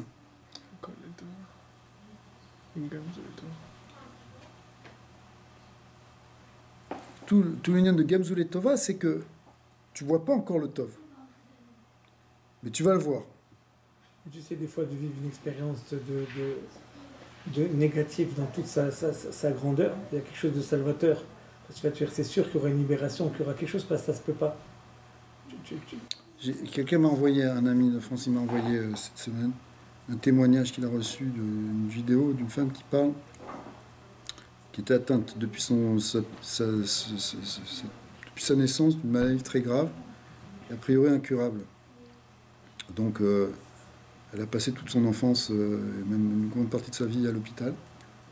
Et les médecins pensaient qu'elle ne dépasserait pas l'âge de 14 ans. Maintenant, elle a presque 45, 50 ans, je ne sais pas quel âge elle a. Elle a vu, c'est des miracles, mais elle commençait ce reportage en disant qu'elle est reconnaissante au Créateur d'avoir eu le mérite et elle employait des termes incroyables, le privilège de naître avec une maladie très, très rare et très grave et incurable. Elle remerciait Hachem de ça. C'est-à-dire qu'elle a tiré, bon après ça elle est devenue une artiste, elle a trouvé Hachem dans ça, dans sa manière. Elle a vraiment, ça a été une révélation. C'est fou l'expérience qu'elle a eue. C'est une juive? Non, c'est pas une juive, mais malgré tout, c'est une expérience humaine, si tu veux, qui est très impressionnante. Mais ce qui est important dans son histoire, c'est qu'elle a vu du bien. Pour elle, c'est une chance qu'elle a eue. On ne peut pas dire que c'est une chance qu'elle a eue. Une enfance, tu passes dans un hôpital à attendre des greffes et des choses très difficiles. Et elle dit c'est une chance et elle remercie le Créateur d'avoir eu ça. Donc c'est-à-dire qu'elle le vit, et finalement elle arrive à le transmettre. Elle le vit comme elle voit vraiment du bien dedans. Pas une émouna, que c'est sûrement pour le bien. Hachem, il m'a fait ça pour me nettoyer. C'est pas ça ce qu'elle vit. Elle voit que ça, c'est positif. Ça l'a amené à Dieu. D'accord ? Une expérience de mort clinique. Des trucs, elle est restée 40 jours dans le coma. Enfin, des trucs incroyables. Mais pour elle, ça a été... pour elle, c'était quelque chose de... Elle le vit comme quelque chose d'extrêmement positif. D'accord ? Et il y a plein de gens qui sont arrivés à ça. Mais, a priori, on pourrait dire que c'est mettre la barrière haute. Parce que la plupart des gens, la plupart des êtres, quand ils ont un problème, une tragédie, etc., ils restent avec soit une tristesse, soit bloqués, soit ils n'avancent pas, soit leur vie est détruite, soit, etc. D'accord. Alors, le danger, c'est quand tu vis une épreuve, pour toi, tu es capable de la solutionner. C'est-à-dire tu peux ébaucher, tu vois un éventail de solutions, mais quand tu es devant quelque chose, où toi, tu donnes ta main gauche, comme on dit, là, tu es sûr que ça va venir d'en haut. C'est très libérateur. Ouais, c'est sûr. On se retrouve des fois dans des situations où on n'a pas la solution nous-mêmes. Mais on peut être botard qu'il y a une solution. Voilà. Il faut avoir cette émouna. Le fait d'être botard, ça crée la... Ouais, mais botard ici, ça veut dire être certain que c'est pour le bien. Le vivre déjà comme un bien. Ça, c'est un niveau, peut-être pas tout de suite dans l'instant, mais être capable de se relever, en tirer du bien. Non, mais des fois, tu peux avoir la émouna et te résilier, accepter, tu vois, telle épreuve ou telle perte, ou que ce soit financière ou d'un cher. Et tu vas dire que ça vient d'en haut, c'est sûr qu'il y a une raison, c'est pour le bien. Mais la transcender, la rendre positive, ça c'est un autre... C'est un autre schlaf, c'est une étape. Ouais. Mais c'est ça qu'on... Le bitachon, tu n'as même pas besoin de te convaincre, tu es déjà convaincu. Ouais, mais peut-être tu as fait un travail de bitachon. Attention, il y a une avoda dans le bitachon. Il y a une avoda dans la émouna. Mais des fois, tu travailles la émouna. Ça veut dire qu'il te donne aussi Tu en es sûr, c'est un Milieu Inyan. Khatrila, c'est- Oui, mais ce milieu Khatrila, c'est pas forcément le Khatrila, c'est une avoda pour arriver à ça. Mais est-ce que ça peut être la force d'un tzaddik que tu vas voir qui te dit que tout va aller Oui. bien, que tu crois tellement et que tu es sûr dans Oui, ta tête oui, oui, que tu atteins un niveau de bitachon? bien sûr. Bien sûr, les tzadikim, ils sont là en fait pour ça. Moi, Ils sont là pour- moi, j'ai vécu une histoire personnelle. Mon père était très malade il y a 12 ans de ça. Pendant 2 ans, les soins intensifs, mais vraiment, Hachem Ishmor, comme vraiment. Et les docteurs, plusieurs fois, ils donnaient pas 24 heures. Et moi, j'avais 18 ans dans le temps, 17 ans. Et j'allais voir le rabbi de Tosh. Une fois le rabbi de Tosh, il s'est levé et il commençait à me crier littéralement, en yiddish, il y avait son traducteur, Mr. Blackman, il s'appelle. Et il m'a clairement dit, je t'ai dit plusieurs fois, ton père il va se relever, et il va être encore plus fort de ce qu'il était. Et là, on part que le docteur, il disait que mon père, il n'avait pas 24 heures. À plusieurs reprises. Je n'étais pas tellement religieux, mais ça m'a donné un gros... Un grand réseau. Un gros... Aujourd'hui, 10-12 ans plus tard, je réalise que c'était pour mon bien. Parce que ça m'a mis dans un chemin... J'ai maturé, j'ai sauté peut-être 7-8 ans dans ma vie. Littéralement. Moi je pense que c'est un... C'est moi, ça. je le prends pour moi. Voilà, c'est exactement l'illustration. C'est-à-dire qu'à un moment, tu as vu le bien qui se cachait derrière cette épreuve. Je le vois aujourd'hui. Sur le moment, Ouais, j'ai c'est pas forcément Ouais. sur le moment. Sur le moment, on est trop pris C'est ça. par les choses. À moins d'être vraiment les tzadikim gmourim qui C'est ça. continuent à voir les choses. C'est pas possible quand il y a des choses qui t'affectent trop, par exemple, dans une perte d'un être cher ou quelque chose comme ça. C'est normal d'être blessé, de tomber, etc. C'est normal. Mais après ça, il faut reconstruire. Et voilà, c'est ce que tu as fait, quoi. Non mais je veux dire, quand il me disait que tout va aller bien, je sortais de là-bas, je disais, ces docteurs, ils s'en foutent, ils savent pas de quoi ils parlent. Mais c'est vrai. C'était assez spécial. C'est parce que tu avais la force d'un tzaddik qui C'est ça. exact. voyait un autre niveau, quoi. Ouais. C'est sûr. Donc, Razak. je voulais raconter cette histoire. Ah bah, tiens, C'est pas le merci. sujet, quoi. Merci d'avoir partagé. Ouais. Rabbi de Tosh, c'était Pendant 2 ans, tu allais là-bas? Ouais. Ouais, c'est incroyable, hein. Fallait avoir de la... Bitachon, la vérité. C'était... 2 ans, c'est long, ça dit que. Oui, donc, Aujourd'hui, il part au docteur pour faire ses visites annuelles ou semi-annuelles, ils ne comprennent pas. bon Hachem. C'est comme le shliach de la Californie, il s'appelle Rav Koenig. Shlomo Koenig. Et une fois, les médecins ils ont dit qu'il a la maladie. Alors, il doit s'en occuper, c'est très grave, c'est genre de la maladie, mais Très, très, très grave. Alors, de suite, il a voyagé chez Rabbi. Et il a écrit, il a demandé une bracha au Rabbi pour ça, il a voulu annoncer au Rabbi. Alors le Rabbi, il a dit qu'il arrête avec les folies, et comme ça il a dit au secrétaire, qu'il arrête avec les folies et avec la perte de temps, hein, et qu'il aille s'occuper des choses plus importantes en Californie. Ni une ni deux, il est reparti en Californie, il n'a pas calculé. Et quelques mois plus tard, pour acquis de conscience, il a quand même Fais un examen. il a fait quand même un examen, et le médecin il a dit, il n'y avait pas de croyance. Ça, c'est la Emouna dans le tzaddik aussi. C'est ça. Il arrête avec ses bêtises. Mais des fois aussi, c'est ce qu'on va voir maintenant, c'est que le Rabbi va dire que cette Emouna-là, quand on a cette Emouna, c'est ça qui entraîne ce bien aussi. C'est-à-dire que, quelque part, c'est pas qu'il n'était pas malade, c'est que la Emouna, ça lui a enlevé sa maladie. La force de la Emouna, elle peut changer le corps à télo. Radiothérapique et chimique. Exactement. Emouna thérapie. Non, mais c'est quand même quelque chose de dur à écouter tout ça. Parce que tu dis alors quoi, ceux qui succombent, ils n'avaient pas d'émouna, ils n'avaient pas de bitachon. Non, c'est des choses délicates, évidemment. Tous les juifs à l'article de la mort, ils sont tous entourés de rabbins, ils prient, des gens de la famille. On ne sait pas, il peut y avoir beaucoup de choses. Justement, il va citer maintenant le Chovot Alevavot, et quand on lit le Chovot Alevavot, il va poser ces questions que tu es en train de poser, là-bas dans ce chapitre, le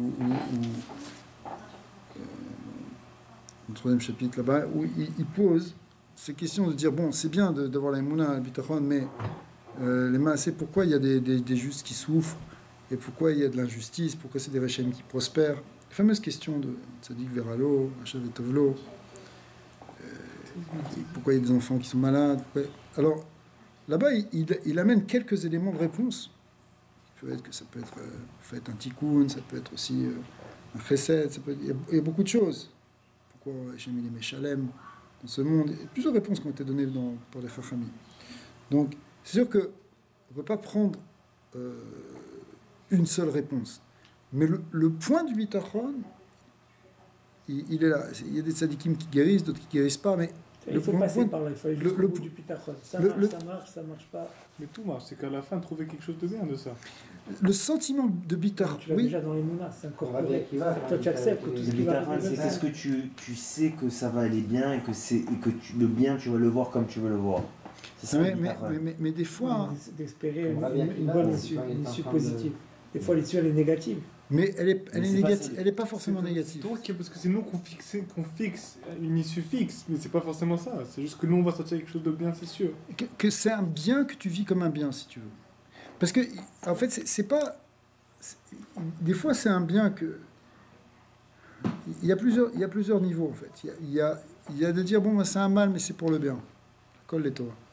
C'est un mal, ok, c'est... Mais ça, c'est la Emouna, ça. C'est la Emouna, t'es obligé d'aller chez le dentiste pour te sentir bien après. Mais pour l'instant, ça fait mal. Ok. Alors, j'ai rien dit contre le dentiste. Maintenant, il y a un niveau où la personne, dans l'épreuve, elle voit du bien. Elle voit vraiment que c'est du bien. Pas que c'est du bien parce que ça va amener du bien. Parce qu'en tant que tel, cette expérience-là, lui ouvre les yeux, lui permet une compréhension, lui permet quelque chose où elle dit merci. Quelque part, merci de vivre ça. Et après, il y a aussi le fait que ça se traduit aussi comme quelque chose de bien que tout le monde peut comprendre, mais le vrai bien dont on parle, c'est celui où tu vois que finalement, c'est du tov. Pour toi.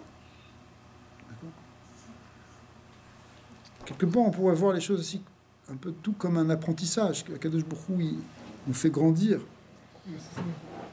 D'ailleurs, le passage qui vient après Vaïgdal Moshe. Est-ce que ce concept s'applique aux non-juifs aussi? Oui, ça s'applique à tout le monde. Parce que Kadosh Baruch Hu, c'est lui qui guide tous les êtres. Il y a, les gars, ils appellent ça la loi de la réflexion. Ça veut dire, si tu penses bien... oui, la pensée magique. Oui, il y a aussi... C'est la loi comme d'un miroir. Tout ce que tu penses, ça arrive. Tout ce que la loi d'attraction, etc. L'attraction, exact. Voilà, exact. Oui, c'est sûr, mais si tu veux... Ouais, c'est sûr que ça joue, bien sûr que ça joue. Ça joue dans les thérapies, ça joue dans beaucoup de choses. Il y a des livres et des livres qui sont faits sur ça. Il y a des trucs, c'est comment gagner de l'argent avec ça. C'est ceux qui ont le plus gagné de l'argent, c'est ceux qui ont écrit les livres. Oui. Non, il y a un gars qui est en prison à cause de ça. C'est toi qui as dit que... Mais ça ne veut pas dire que ça... J'ai l'air un peu de me moquer, mais ça ne veut pas dire que c'est complètement faux.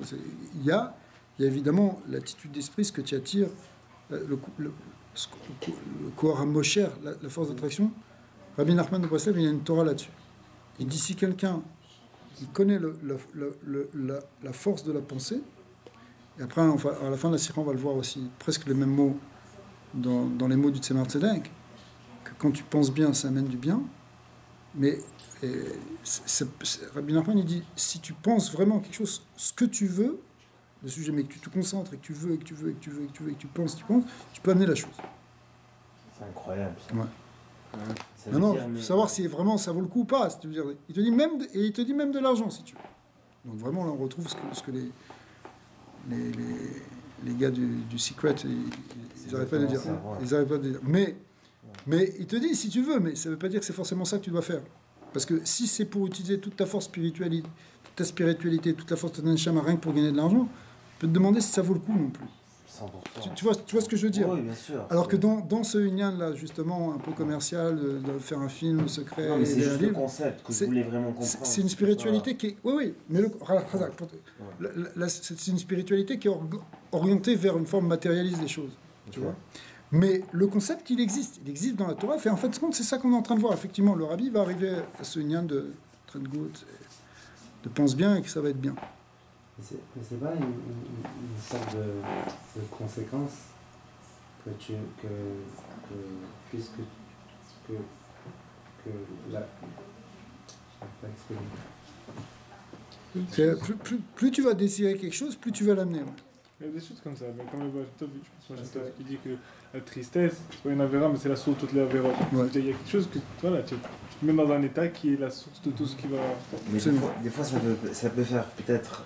Si quelqu'un il maîtrise ce concept tellement bien, hein, ça peut peut-être faire peur un peu, qu'il pense qu'il est en contrôle à 100%. Non, parce que c'est vrai, et c'est pour ça que c'est pas comme ça qu'on doit le faire. C'est-à-dire que l'idée, c'est justement d'avoir le bitachon bachem. Si tu le mets dans le bitachon bachem, c'est ça ce qu'il dit le Chovot Alevavot, sur lequel c'est basé ici, c'est que finalement, la voie qu'on attend de nous, c'est qu'on s'en remette à Hachem. Dans notre travail, ça veut pas dire qu'on va pas faire ce qu'on a à faire en tant qu'humain, mais on s'en remet complètement au Créateur qui est infini, etc. D'accord ? On s'en remet à Hachem. Et là, on a un sentiment de confiance. Et là, finalement, on attire ce bien-être. Et on attire ces bonnes choses. Parce que finalement, c'est un kéli, le bitachon, pour influencer le pronostic d'une issue. C'est l'attitude qui permet de recevoir, effectivement, c'est un kéli au sens où c'est ce qui nous permet d'attirer la bracha. C'est un kéli marzik bracha. C'est le vrai shalom intérieur, c'est ce qu'il est en train de te dire. Tu es dans un état de menoucha. Quelqu'un qui a perdu des grosses sommes d'argent, par exemple, en jouant à la bourse ou au casino, est-ce que c'est vraiment Hachem qui voulait ou c'est juste qu'il fallait pas qu'il joue à la bourse et qu'il fallait pas qu'il aille au casino? Il fallait pas qu'il aille au casino et qu'il joue à la bourse. Mais à la fin, hein, même les choses mauvaises qu'on fait ou les choses qui viennent du Yetzirah, je sais pas, peut-être... Au casino. N'achetez pas le bitcoin. Non, je rigole. Alors, J'espère qu'on ne connaît pas cette personne. Hein. Non, Mais c'est vrai, des non, non. gens qui perdent beaucoup d'argent. Mais le casino, c'est assourd de toutes les façons. Et ça, je dis, mais est-ce que c'est Hachem qui voulait ça ou à la fin, oui, c'est Hachem.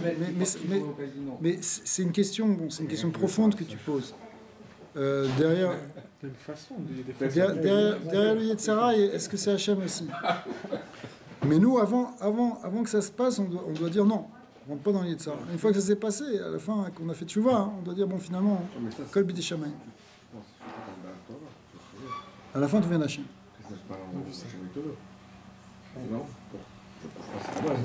Est-ce que c'est pas plus que ça? C'est La conséquence du mal, c'est le bien. Mais c'est pas seulement ça, c'est que le mal, en fait, c'est le bien. Oui, mais... Comme le rabbi dit dans la Sikha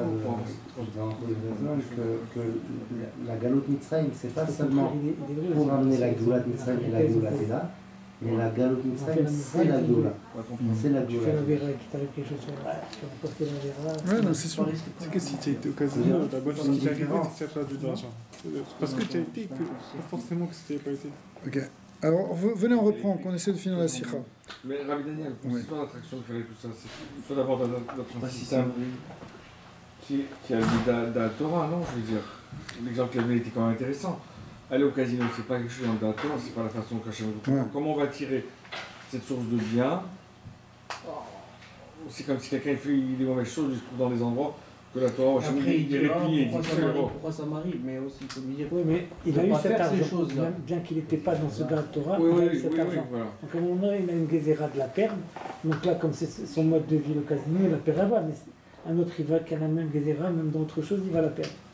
Maintenant, lui, c'est son mode de vie, il est là-bas, il est... Un jour, Mais malgré ce mode de vie, il en a on gagné. peut bien pour faire en une perdre. chose. Le gars, il se tient avec Bilam, je veux dire, il s'attend à quoi? Vous voyez ce que je veux dire? Même quand on fait C'est ça ma question. ça serait bien. C'est quoi? C'est ça que je veux. Mhm. C'est ça. Voilà. C'est quoi l'ajustement à faire? Non, c'est sûr que... On croit tous en Dieu, mais on peut fait tout. C'est certain qu'il va tout faire bien. C'est sûr, quelqu'un qui Voilà. est dans la Torah, il peut perdre d'argent, il peut perdre... Mais tu en vois beaucoup que c'est pas évident pour dans la Torah, justement. C'est la question, tu vois. Ouais, Je sais pas, je vous demande. C'est compliqué ça. Pour répondre à votre question, il y a quelque chose qui ressemble à cette histoire de casino qui ramène le Chovot à l'Evavot. Il fait toute une dissertation dans laquelle il met en parallèle et en comparaison d'un côté l'alchimiste, et l'alchimiste là-bas dont il parle, c'est celui qui veut transformer le plomb en or, avec le Boter Bachem.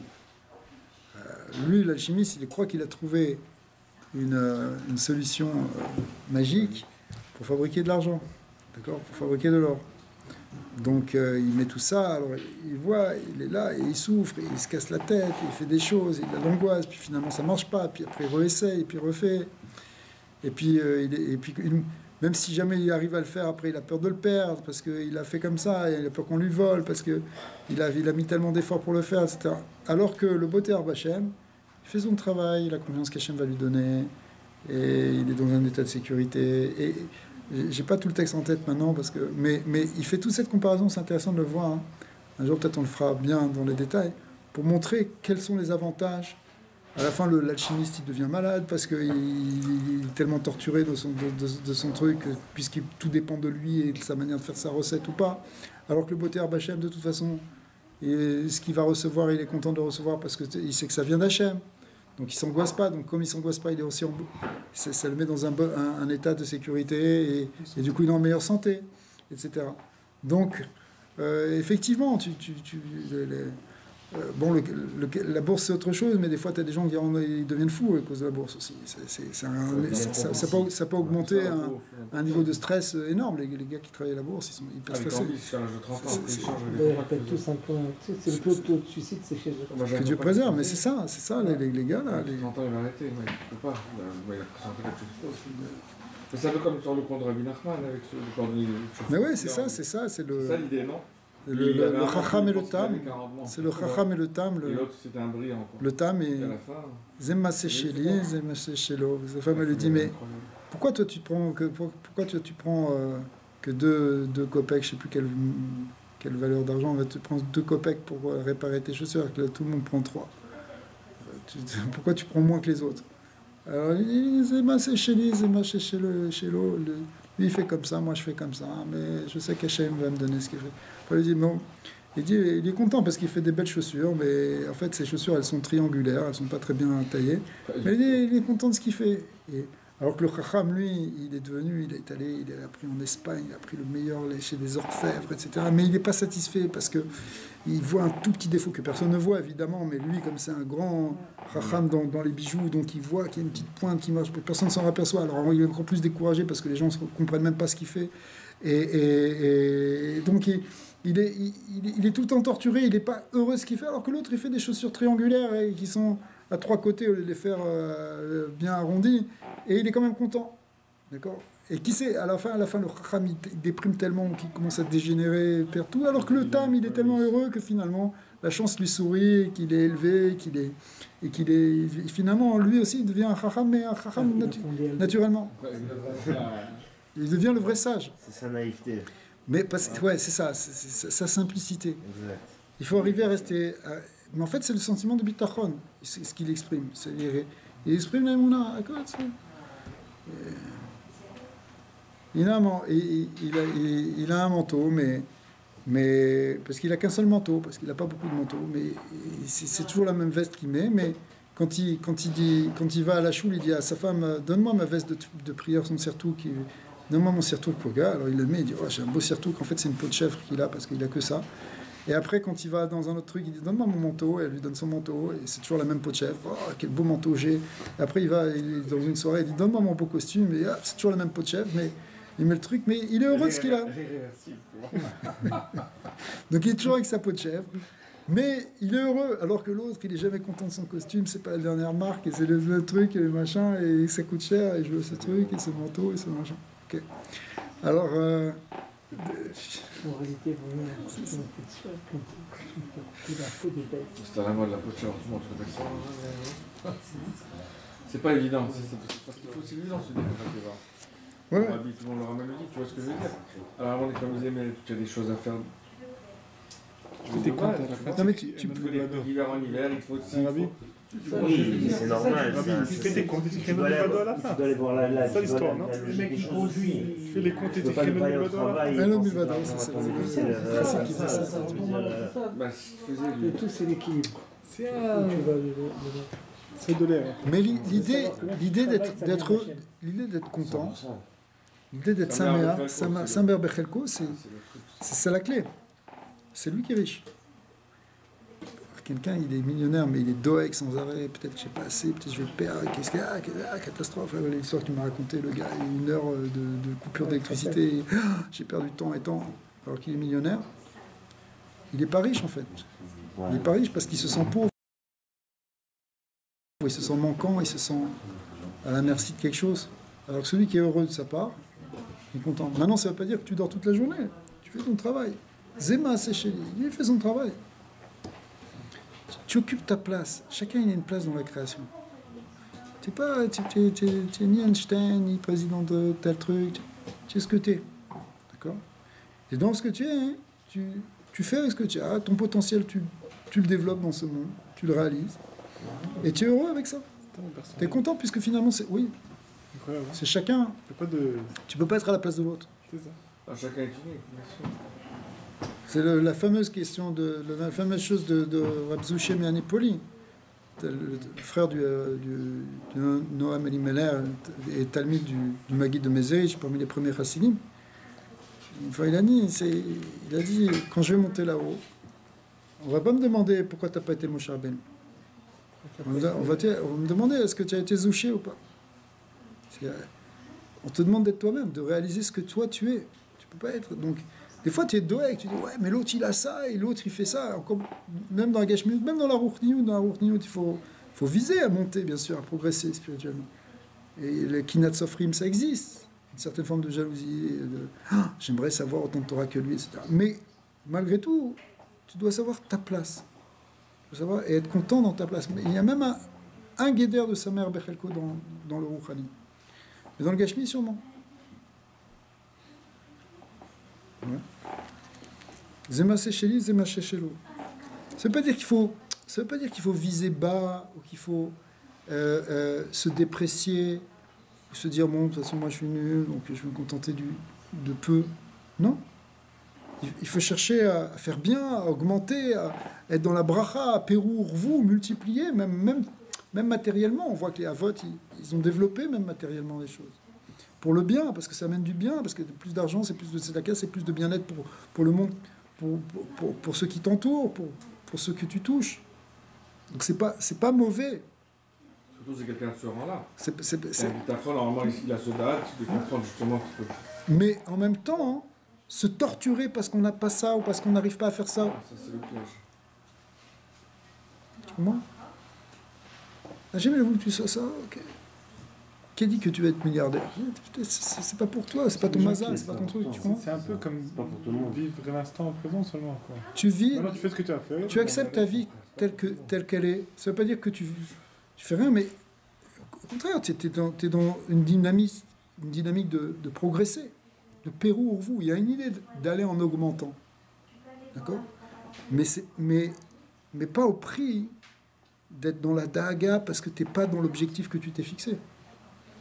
Parce que qui t'a dit de fixer cet objectif? Tu comprends? Parce que de l'autre côté aussi, ça rejoint le fait que à n'importe quel instant, sa chaîne il veut prendre la vie de quelqu'un, peu importe, ça peut se faire. Alors ça veut dire, tu te mets dans un chemin qui est une direction pour te faire grandir, plus ou moins qui te rend heureux comme tu es, et de là... Ok, on va conclure la sikha parce qu'il est un peu tard. Donc en 2 mots, on va sauter un peu, mais l'idée est la suivante. On va dire la conclusion que dit Rabbi. Parce que je pense qu'on a dit déjà un peu toutes les idées. Finalement, on les a dit un peu rapidement, mais on les a dit. Mikam Amadnou, je suis dans la dernière ligne, page 6 à droite. De là, on apprend. Gamora le maase bepoel. On apprend concrètement quelque chose pour nous. Si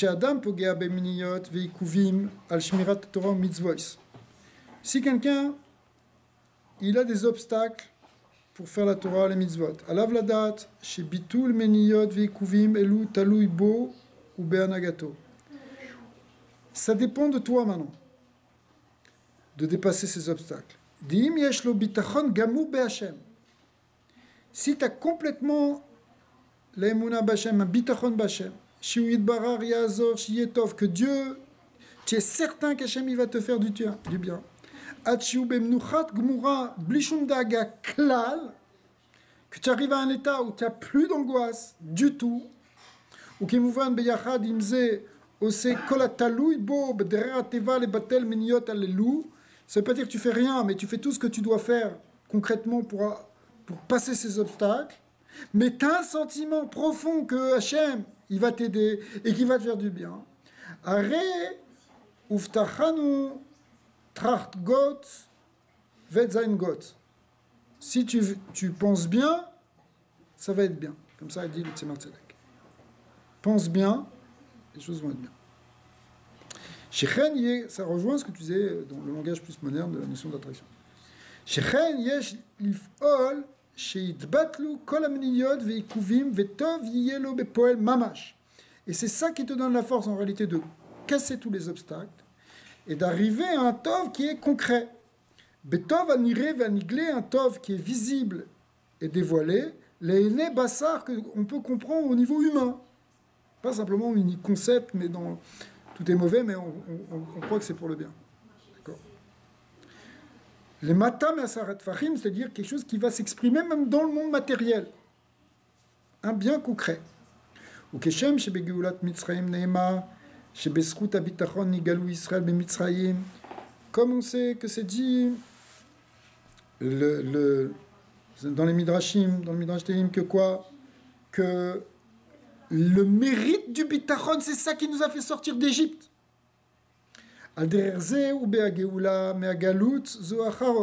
Donc aussi, la Géoula de la dernière Galout, il va dépendre du mérite de la Emouna et du bitachon.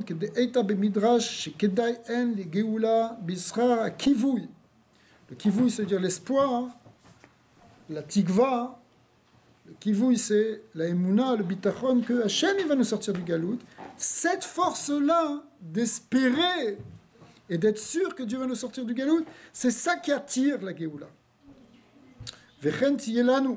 Et donc ce sera pour nous, chez Besrout habitachon, chez Bnei Israël, chez Kroiva, Yeshua, Lavo, fait qu'on mérite, qu'on a l'Emouna, que la Yeshua elle est proche. Zochim shekadosh Baruch Hu yigalenu begeula amitit vashlima bimera biyamenu mamash. Hachem il va nous délivrer. Ya ya ya ya ya ya ya ya ya ya ya ya ya ya ya